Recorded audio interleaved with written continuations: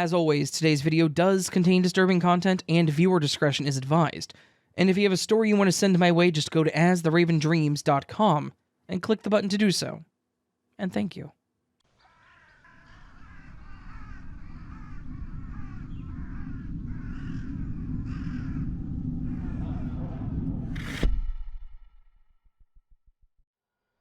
This happened probably about 14 years ago, when I was 17. I was in university in California. I graduated high school early, so I started at university early. And I used to go to a local Starbucks by my campus in my free time to study, because it was hard for me to focus at home. I remember this older guy used to come in a lot and just sit alone at a table always facing me with one small coffee. And he would just stare. It made me deeply uncomfortable, but I was too young to think about reporting it because I didn't think there was anything to report. He was just staring, not approaching me or anything. In fact, I thought that some of it was in my head. I began to notice that sometimes he would leave around the same time that I did. With this Starbucks, the parking was mostly in the ground level of a free parking structure that was around the corner from the shop. It was usually super easy to get a spot right in the front, so you could actually see your car from the street in the structure. I usually parked there and never felt particularly unsafe, except when I would realize that he was following me out. I began to note what his car looked like and where he would park. It would usually be a little away from me, and I would wait for him to leave before I went anywhere, because I didn't want him following me. One afternoon, though, I was heading to my car and I noticed that he had parked right next to me. The passenger side of the car was by my driver's side, and it was very close.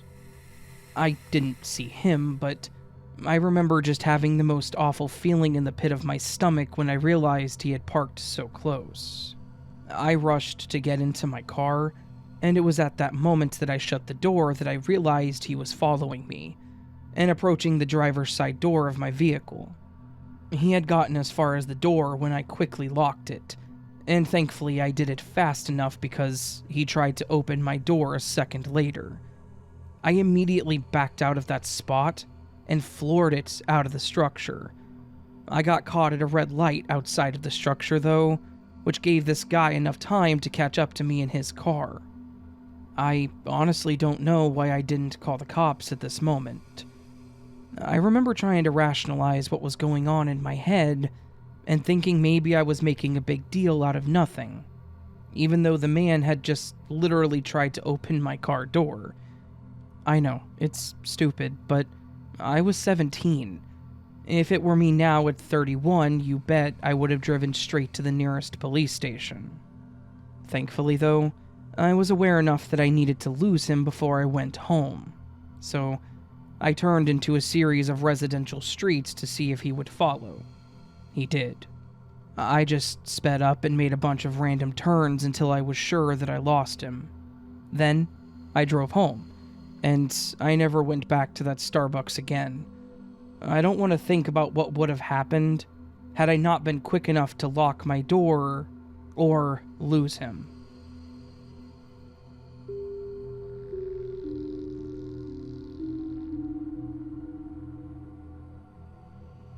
I think about this a lot, and I truly think that I might have stopped a kidnapping just by being in a parked car. My ex-boyfriend lived with me for over a year, and there was a period of time where his truck was acting up, so I would pick him up from work. He worked just down the road from my place at a liquor store, so he would get out around 10 p.m. on weeknights. One night he asks me to pick him up, and I agree. I get all swaddled in my pajamas and drive down to grumpily wait for him since my bedtime was 10 p.m. due to my job. I parked my car in the small parking lot out front. His liquor store is sandwiched between an adult shop and a head shop. Party Central, I guess. By now, the head shop and liquor store are closed, so their thirds of the lot are mostly empty. The adult shop only had one other car in front of it. Outside the liquor store is my car, and one other, so 3 total cars, with a woman standing outside of it, sitting on her hood. I don't think much of it. Maybe she's waiting for someone in the adult shop or one of my ex's coworkers and just relaxing in the summer night air. I sit hunched in my seat, car off, playing on my phone. I notice a white van. I know, cliched, but that's why I noticed it. Pull into the lot. It drives through slowly, and then back out onto the main road. Weird, but maybe they wanted alcohol and saw the store was closed. Whatever. I go back to my phone, but I glance at the woman. She's still outside of her car, but she's moved between my car and hers. I had parked a couple spots over, so close, but not too close. I go back to my phone. The same white van pulls in again and stops in front of her. I sit up slightly to watch. I'm a true crime nut, what can I say? I'm easily alerted. And I watch some guy roll down the van window and lean out to talk to the woman. I pull out my phone to snap a photo of the license plate, again, just in case, but I can't see it. So I turn on my car and go to open the door, but the guy in the van instantly pulls away and leaves. The woman moves closer to my car as I get out and approach her. I ask her what was that, and she says she doesn't know. He was trying to ask her for directions, but he stopped mid-sentence when I turned on my car. I ask her if she's waiting for anyone, and she says, kinda. She's been sitting outside the liquor store for 3 hours waiting on a tow truck because she locked her keys inside her car, and she couldn't leave the car because her puppy was in the back seat. Thankfully, it wasn't a hot night. It was a very nice night. So she was waiting for a tow truck. As her and I are talking, my ex comes out and asks what's up, so we decide to help her since there was no freaking way I was leaving her alone.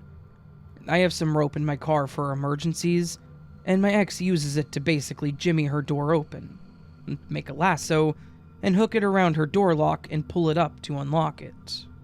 It works, and we open the door just as the tow truck pulls in. Her puppy is safe, we wish her well, and I get back in the car and tell my ex, I think I almost watched her get kidnapped.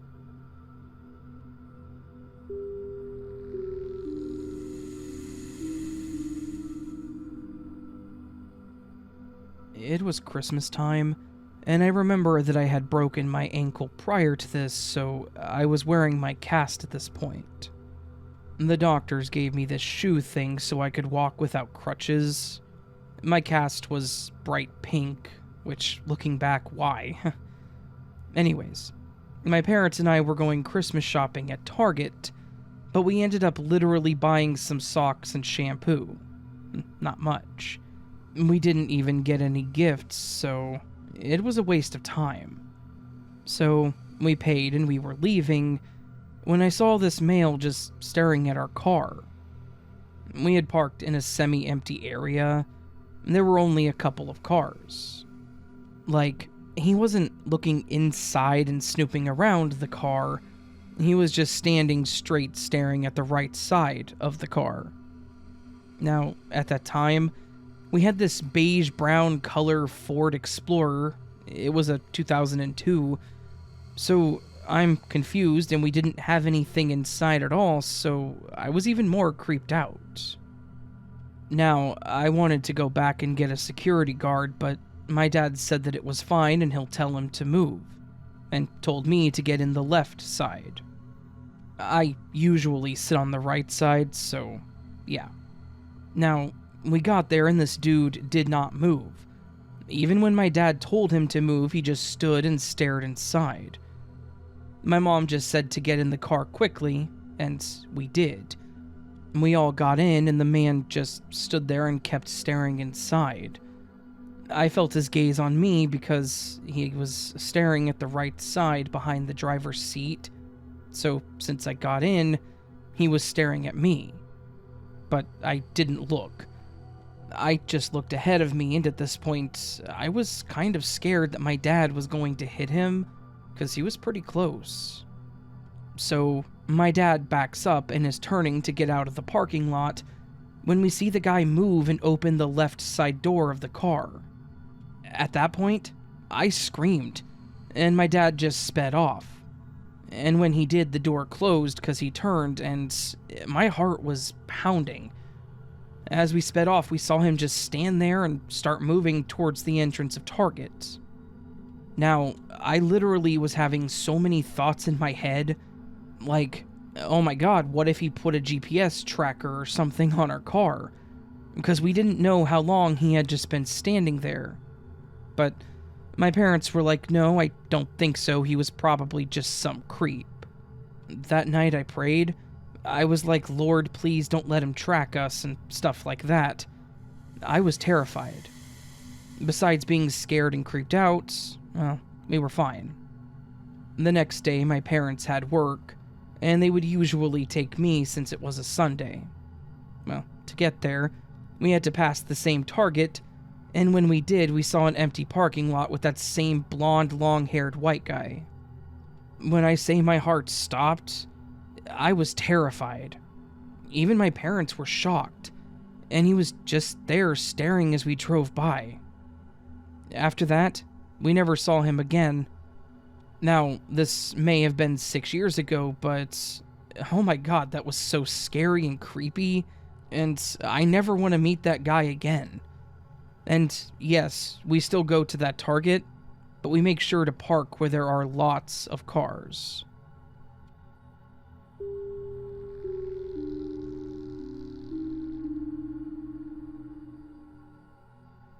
Hi.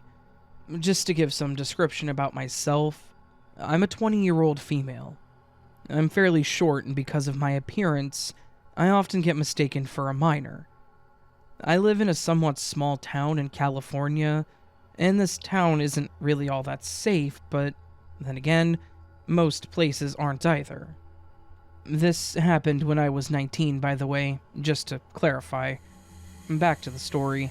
When I used to live in my previous house before getting kicked out by my D-bag landlord uncle, we didn't do anything bad, he just wanted money for himself. What a guy. I had a friend over that night. He was a good friend.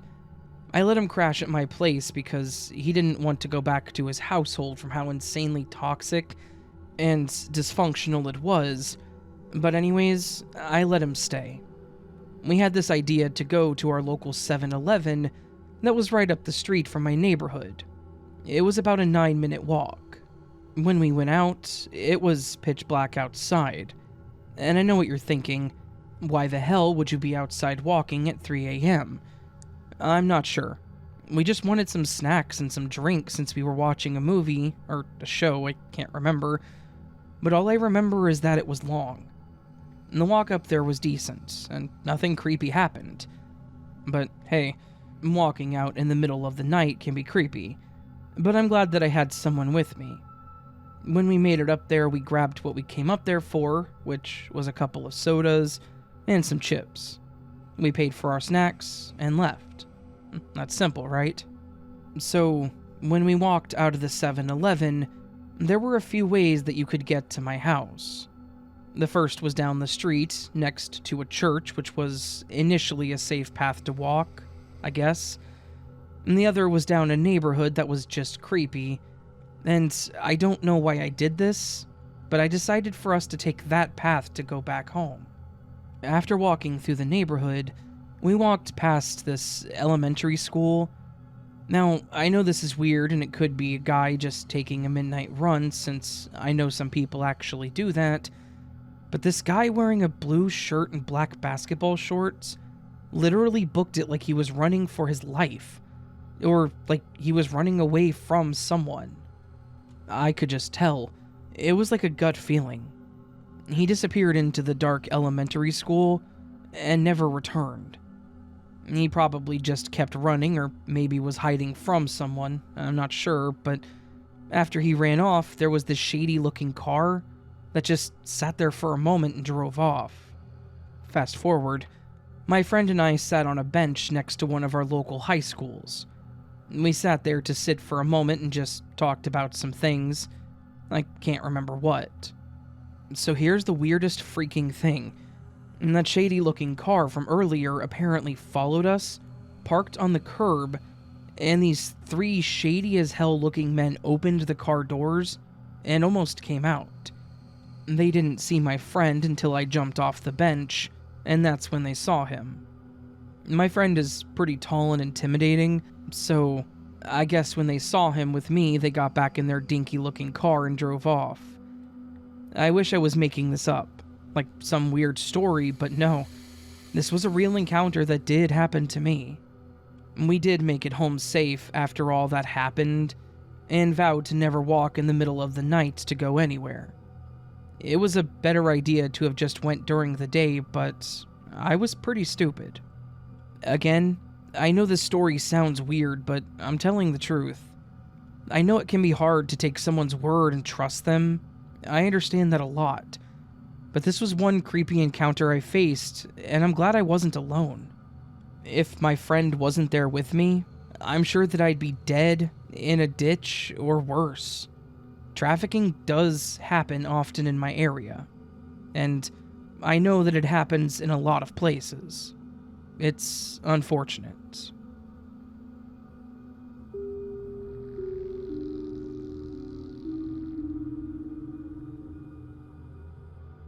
This happened to me just earlier tonight, after I got off work from McDonald's. I was sitting in the lobby enjoying a much-needed post-work meal, when suddenly a young, I would guess mid-20s man sitting at the table across from me looked directly at me and piped up. "I don't think you know me, but I know you." So, naturally, I'm extremely taken aback and wondering what the heck this man is on about, and just give him a bewildered look, hoping that he'll explain himself. Noticing my confusion, he asked me, "You work at Walmart, right?" Walmart is indeed my other workplace apart from McDonald's, so now things started making sense. "Oh, yeah, I work both here and there," I replied. He then just nodded and smiled before remarking, "I thought so. You gave me the best customer service ever. I know you probably don't remember all the customers you get, but I remember you. You're really smart. You know all the ifs, ands, and buts of the place. They should give you a promotion." "Well, thank you very much. I'm glad I was able to provide you with such great customer service, and I'm glad that you found me so memorable." I felt the tone was light-hearted enough by this point that I could playfully call out his clumsy wording before, so I then remarked, "But did you have to open up the way that you did? I don't know you, but you know me? Pal, that was the creepiest possible thing you could have said. Like, it reminded me of a line from a stalker film." He laughed at himself along with me and apologized for his poor word choice, and we started making small talk for a few minutes. Now, if the encounter had ended there, I would be regarding it as more wholesome than creepy, but no such luck. I noticed that, during my conversation with him, a woman about his age who was seated at the table with him, and who I presumed to be his girlfriend, kept interjecting angry remarks at him. She would call him effing stupid, tell him to shut up, and similar remarks. It happened several times. The first few times, he and I both tried to ignore her, but after that, he just looked at me awkwardly and said, "She's mad. I don't know why." I just chuckled back at him with equal awkwardness and shrugged. Finally, she'd had enough. She leapt up from her seat, stomped over to him, grabbed his wrist, and hissed, "Get in the car, now!" He sighed and gave in to her. He said his goodbyes to me as she basically dragged him out the door. Thinking all of that was over and that they had left, I just shook my head and went back to my meal. But mere moments later, both of them stormed back in and started arguing very loudly and profanely with one another in front of the whole restaurant. They physically grabbed each other's upper arms and just started repeatedly yelling insults and vulgarities in each other's face. Obviously, this was very much to the point of disturbing the peace, so my manager firmly told them to leave the building immediately. This caused them to turn around and start cussing out my coworkers in retaliation. So, a whole group of them banded together to literally chase the two out the door, with my manager exclaiming that she was going to call the cops. This scared them off enough that they got in their vehicle and sped off. My manager still followed through on calling the cops, though, and a few minutes later an officer was outside speaking with her. My other coworkers had gone back to their duties by this time, so I quickly finished up my food and started heading out. I wondered if the cop was going to want to talk to me too, but he seemed content to just continue speaking with my manager. So, I continued making my way across the parking lots to Walgreens, where I had been planning to stop on my way home. While out there, I encountered an older couple who had witnessed the two troublemakers drive off angrily, and the husband told me that whoever was driving the vehicle backed it up into the curb so hard that the bumper had fallen off. I in turn explained to them what had happened before that. It was a lover's spat that very quickly turned into a disturbance of the peace. They asked me if anyone had gotten hurt, and I said thankfully not. We exchanged a few more words about the incident, and a bit of friendly conversation, before cordially parting ways. Both my time at Walgreens and my trip home went off without further incident. I still feel a little uneasy knowing that these clearly unstable people know where I work, and apparently find me very recognizable. But, hopefully, whatever rage they have is solely directed at each other, and not me.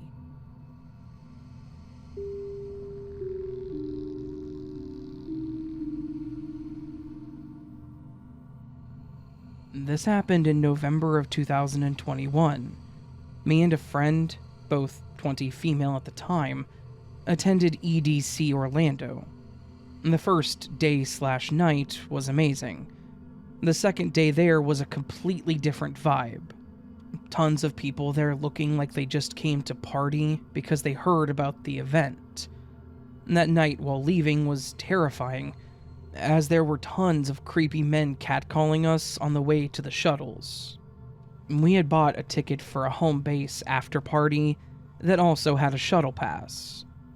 On the way to the shuttles, we were asking all the people checking shuttle tickets which one we were to go to, and they kept saying all the way down to the right.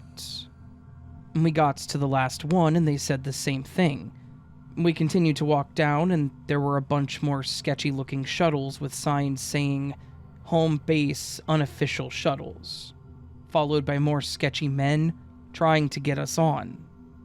We kept walking and found a long line for a shuttle with people saying it was going to home base. As we get to the doors of the shuttle, there was a man with a bulletproof vest and walkie-talkies. My friend asks him what unofficial shuttles meant, and he said it was just because home base wasn't actually linked with EDC. He tried to scan our passes, and it didn't go through, and he talked to someone through his walkie-talkie, and they decided to let us on. Mind you, we are rolling at this time, but I'm still very aware of my surroundings and was uncomfortable getting on to the shuttle based on everything we went through to get there. The shuttle was supposed to take us to Wyndham Resorts. On the way there, I was paying attention to every street sign and looking at everyone else seemingly high out of their minds and sleepy from the long day that we had just had. We arrive at a Best Western hotel, and everyone gets off, including me and my friend. We begin to walk, not knowing where we're supposed to go, and the entire hotel seems empty and ghost town-like, with a seemingly homemade home base sign. We turn around and see absolutely no one from the shuttle that just came off with us. We see a man coming from the back dark parking lot walking towards us.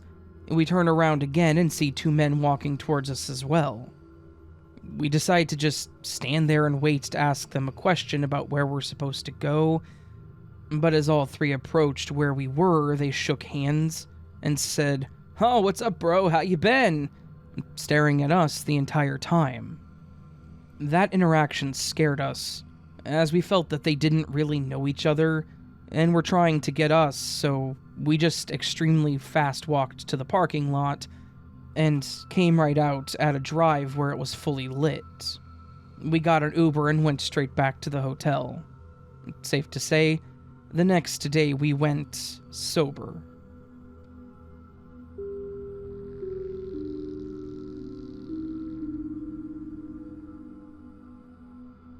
I'll try to tell my story clearly, as I'm not that good typing very long posts, so bear with me here, since I am new. The story happened somewhere at the second semester in high school, and I was waiting for the public bus to take to go home, since I didn't want to be cramped in a school bus with the narrow passageway any longer, and neither of my family members could pick me up most of the time, but there were some days that only my dad picked me up from school. A Hispanic guy comes over to me as I'm waiting for the public bus and starts a conversation with me. Also, side note, I am also Hispanic like he was. He tells me that he's a senior, he's in the JROTC, and he told me his nationality, but I don't quite remember. I told him about myself in return, but not too much, including that I was actually 16 after he asked me about my age. I just simply told him that. He seemed surprised, and he straight up told me that he thought I was 13. Also, note that I was a freshman back then. I would occasionally get comments that I look physically younger, despite my actual age, so I merely brushed it aside, but he seemed interested in me despite the fact that I was a minor, and I'm very sure that he was either 18 or 19. I ended up exchanging my Kik username a few days later, due to me assuming that he was just being nice. He was part of my then boyfriend's, now ex's, friend group. He would spam me emojis all the time from that app, and that got annoying, obviously. I told him off about that, but I stupidly ended up playing along with it thinking he was still playful towards me. I remember that I looked at him while sitting in the public bus, and he motioned for me to sit next to him, but I didn't want to. Again, I stupidly accepted the invitation thinking that he just wanted my company as a friend, and when he wanted more than just that. He once put his hand on my waist, held me close to him, and called me chula. For those who aren't Hispanic or Spanish-speaking, it's Spanish slang meaning cute. Before I got off the public bus to make my way home on foot, since the bus stop is at the front of a middle school at an intersection. At this point, I should have told my then boyfriend, but I was too embarrassed, too scared, and too ashamed to even do so, which was so idiotic of me. The Hispanic senior guy even told me that he knew where I lived, but I didn't take that seriously, since it was clearly impossible to tell which apartment complex number I lived in. But I'm thinking now that he was referring to the apartment complex behind the middle school, which I still live there currently. I should have at least taken that seriously, but me being a dumb teenage girl yet again for the third time, I doubted him. Then there was the time that he told me he wanted me to be his wife, which completely caught me off guard. And I was too stunned to reply back, but mind you, we had just met, and we hardly knew each other. That's a big red flag right there. I think I remember that I said no, and was uncomfortable with what he said. He said it so bold and in an assertive manner. The last straw was when he insisted me to go attend some sort of JROTC graduation ceremony rehearsal, since it was the end of the school year despite me saying no multiple times. But he wouldn't get the hint. I angrily told him off and finally blocked him on the Kik app. I never saw him again afterwards. My only regret was not telling my then boyfriend, or anyone at that matter, of what he was doing. But someday I'll see my ex-boyfriend in the future and tell him, just not right now. I lost contact with him and I don't know his social media or his whereabouts. Also, I forgot to mention that sometime after I blocked him, I unblocked him just out of curiosity to see what he sent. As soon as I did, I was bombarded with over 10 different text messages of him desperately trying to reach out to me. I never replied back, and I blocked him again.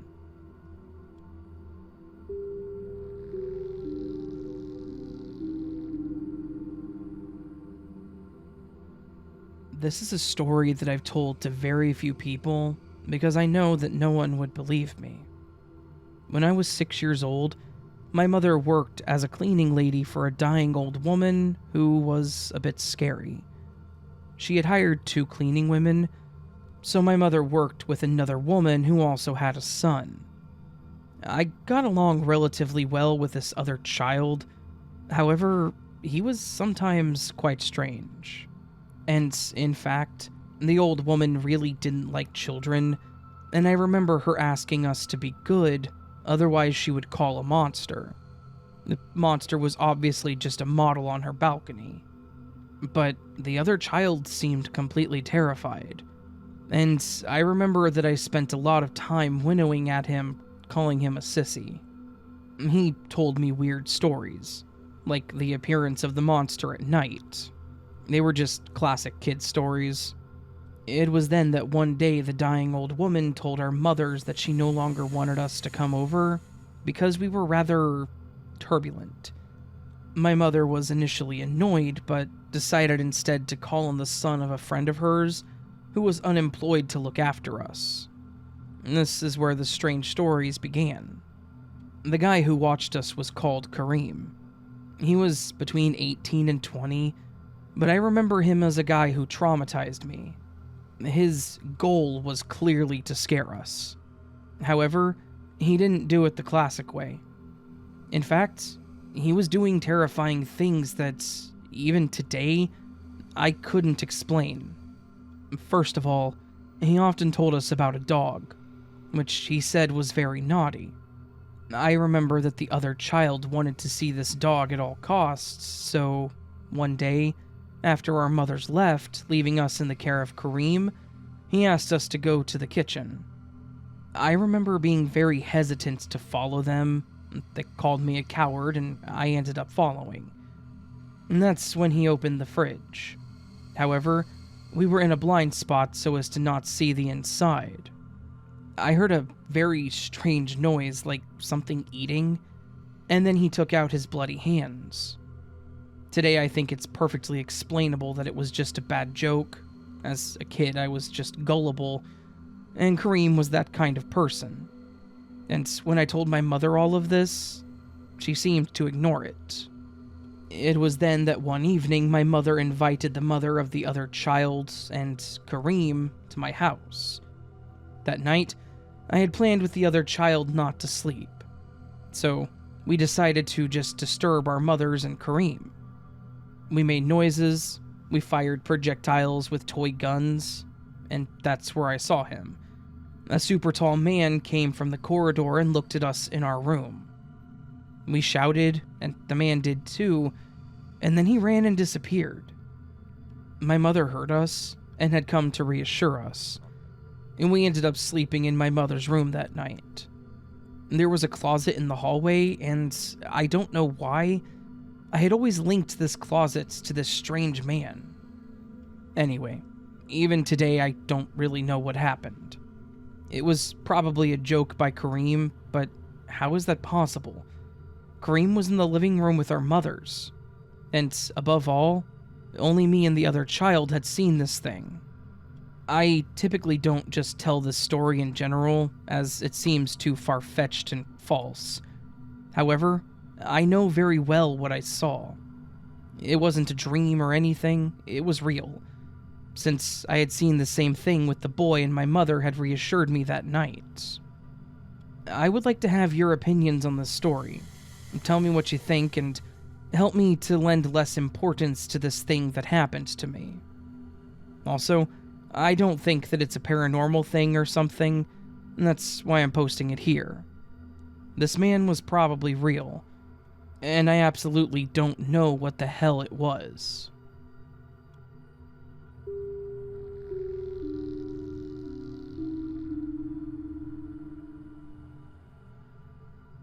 I was dog sitting when I got home every day around 2:30 p.m., and I would take her out for a fairly long walk. I do think it's important to note that we took the same route at the same time every day. Other important notes: it is winter in Canada, so it's pretty cold, and there were not a large amount of people around. Mostly just other people walking their dogs, but also a few people on their way somewhere or walking for exercise or whatever. It was not standing around hanging outside kind of weather. And she's a small dog who is extremely friendly and would offer zero protection against the attack of two men. And we took this walk through the park, which is really just a trail near my house. And while it's kind of isolated for the most part, you're within shouting distance of houses. However, there is an optional section of the path which leads to a more secluded area. Imagine the path as a straight line, and this section is a semicircle that connects to it on both ends. Quite literally a detour. And while I am a naturally anxious and paranoid person, the dog really enjoyed this part of the walk. I'm assuming because she could smell animals or wildlife. Rabbits and deer mostly. And also it's mostly taken by people with dogs. And you know how much dogs love to mark their territory over places other dogs before them have done so. One day, while we're walking this section of the path, a man in a very distinctive blue jacket appears, and while he gives me bad vibes, there is no interaction between us. And he's headed in the opposite direction, so it's fairly unremarkable. I've never seen this man before. The very next day, while we're headed to that area of the path, another man in a silver jacket passes us, but also is moving slower than normal. Because I have a dog, we stop every few feet to investigate, and are not moving at a regular pace. However, this man stays close enough that he remains in my line of sight until he arrives at the bridge. The bridge is pretty much at the entrance of this detour. At the bridge, he stops and is just kind of waiting there. I think he was also on his phone, though I'm not sure. This man also gives me that awful gut feeling, but I'm assuming that he's just waiting for someone, and I try not to worry about it. Weirdly, as we approach the bridge, he turns and starts walking back towards us. I'm feeling creeped the hell out, and also dealing with some nausea issues unrelated to this, so we don't take the detour that day, because I just want to be lying down at home as soon as possible.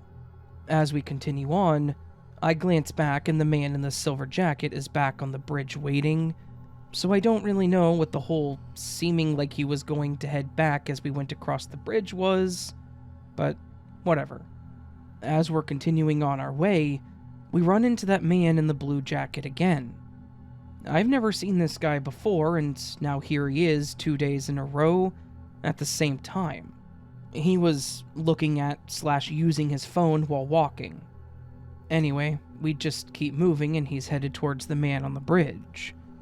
This pretty much concludes the first interaction with these men, and really it's easy to explain it all away as me being overly paranoid and them being normal people, not out looking to hurt or assault someone.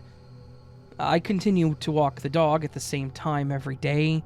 However, we now always skip the detour just to make me feel safer, and we don't see the man in the blue coat again. However, a week or so later, maybe longer, maybe less, I'm not really good with time, but at least several days, the dog and I are on our usual walk. As we approach the bridge, who should appear but the man in the silver jacket. Again, just kind of waiting by the bridge. He appears from off the side of the path, and quite frankly, I straight up turn around and head back the way we came. Shortly before the bridge, the path has an offshoot that leads up behind my house, and so we head that way instead. This is probably fairly obvious to the man in the silver jacket, as we had passed that offshoot, and when we see him, we straight up just turn around. This day, the weather was objectively not good. It was really cold and also snowing, so there were even fewer people around than is typical, and I wasn't willing to risk it. I firmly live by the motto, you only have to be wrong once to end up dead. And as such, I have no problem screwing politeness, which has maybe saved my hide a few times. Or I could simply be overly paranoid. Edit. I just went back and listened to my video where I mentioned the first encounter, and I was wrong here. Blue Jacket Guy was definitely on his phone. Silver Jacket Guy may have been, but I can't be sure. It's weird how unreliable memories can be sometimes. I mean, it's a small detail that doesn't actually really change anything about the story, but I do want this to be as accurate as possible.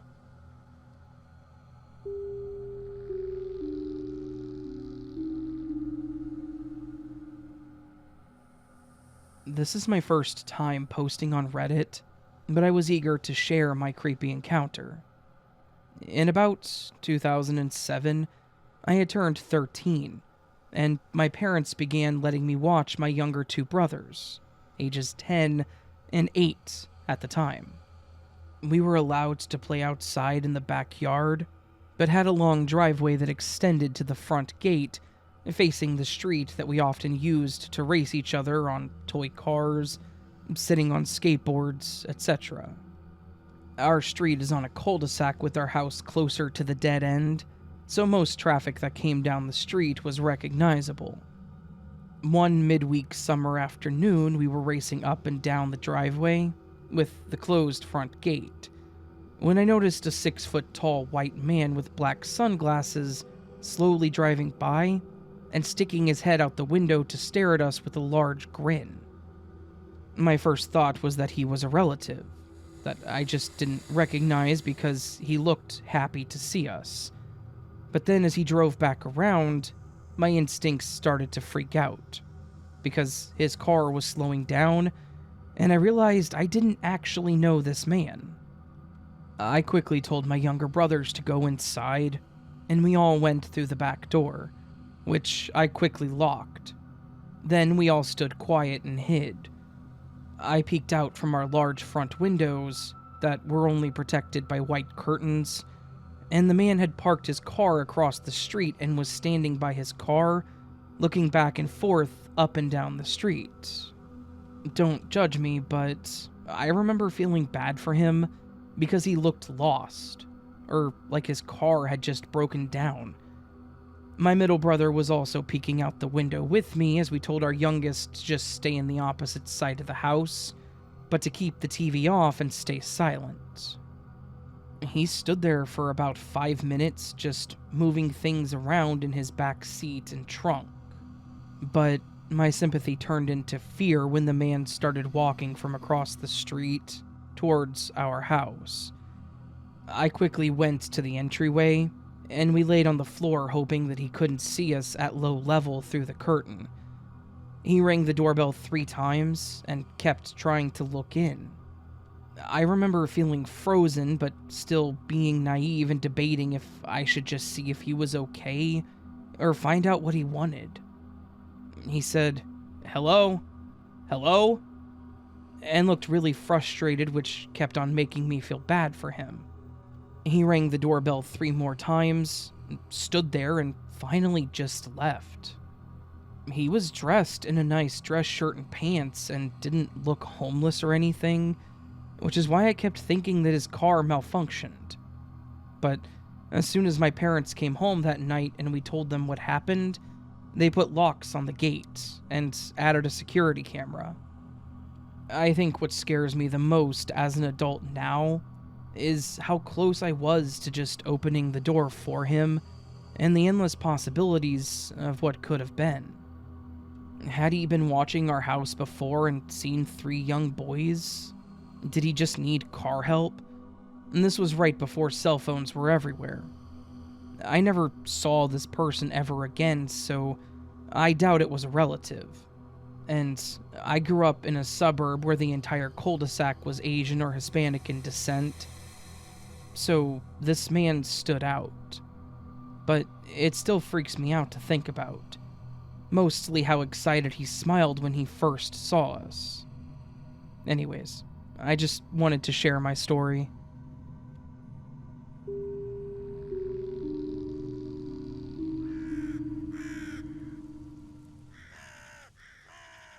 So that was today's collection of creepy encounter stories, stalker stories, stranger stories, however you want to look at it. Stories where the scariest thing is the person sitting right next to you. And you know what? They are creepy. These stories are scary. They're supposed to be terrifying, but also potentially educational, as I always say. If anyone can listen to these and then potentially see themselves in a situation like this and maybe find a way out or avoid it altogether, then they've done their job. If not, well then, I guess they're just entertainment and scary stories that we get to share on the internet. If you enjoyed this collection of stories, please consider hitting that thumbs up button. If you are new to the channel and liked what you heard, welcome. I'm happy to have you here. Please consider subscribing. And, of course, if you are feeling ever so bold, you can leave me a comment down below telling me how you're doing. How you feeling? What'd you think of these stories? What'd you think of my voice? Guess what? It's mostly here again. It's improving daily. Not perfect. I'm still having issues where it's frying out every once in a while, but it's not anywhere near as bad. So, progress. There's also the extra stuff you can do, such as the super thanks down below, joining the channel memberships, or Patreon, where you get early access to content like this as far as I can get them ahead of time. Not always days ahead of time, but typically ahead to some extent, especially on Patreon. Yeah, never expected, always appreciated. Now, all that said, friends, I hope you're having a gorgeous week. We got an extra video this week. Tomorrow, actually. There will be... See, my voice just fried a little bit. There will be an extra video this week, and it will be tomorrow. It'll be a paranormal video, so if you're into that, look forward to it. If not, that's fine. I understand. Yeah. But anyways, friends, I hope you have a great day. I hope to see you soon.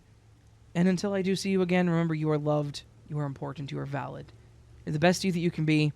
Never let anyone tell you otherwise. I think so. Tyler thinks so. He just jumped up here. And, yeah. Anyways. Until I see you again, friends. Sorry, he confused me and got me all off track. Until I see you again, much love, and sleep well.